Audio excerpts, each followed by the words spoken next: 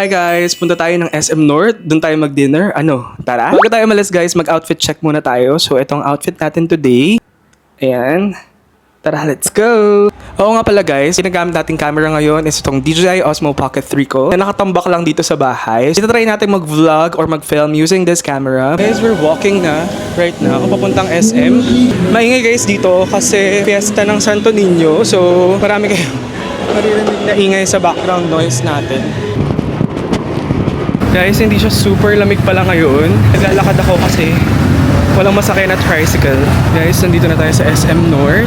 Nakadating ko lang at sobrang pawis na pawis ako dahil sa init dito sa labas. Hanap muna tayo ng kakainan natin. Bibili tayo ng rice in a box. Ate, isa nga pong seafood bago.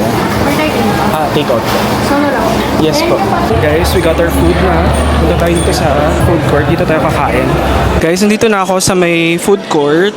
Dala ko na rin yung RBX. Ang in-order natin is yung bagoong fried rice. Kain tayo. Kinabahan ako, akala ko walang pork.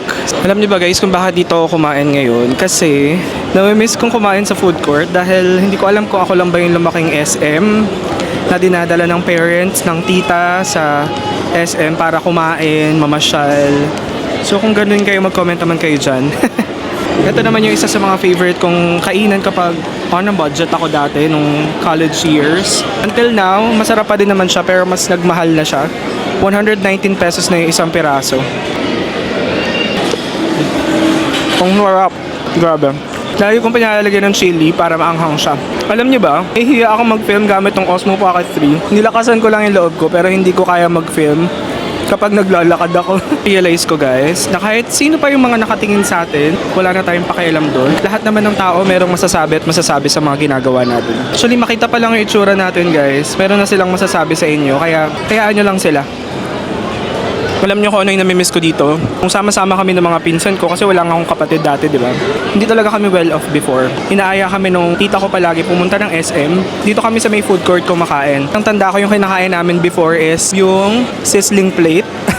Share lang kami ni mommy nun kasi libre lang naman ng tita ko. Sobrang sarap nitong rice in a box na seafood bagoong. Tapos palagyan nyo na maanghang kung mahilig kayo sa maanghang. Sarap. Guys, tapos na tayong kumain. Ngayon, mag-iikot lang tayo sa mall dahil hindi ko alam kung anong susunod natin gagawin. Mag-ikot-ikot lang tayo until 8 tapos magkakape na tayo sa Starbucks. Guys, nandito ako ngayon sa SM Department Store at nag-fit ako ng shorts. Tingnan niyo. Sabihin niyo kung okay ba.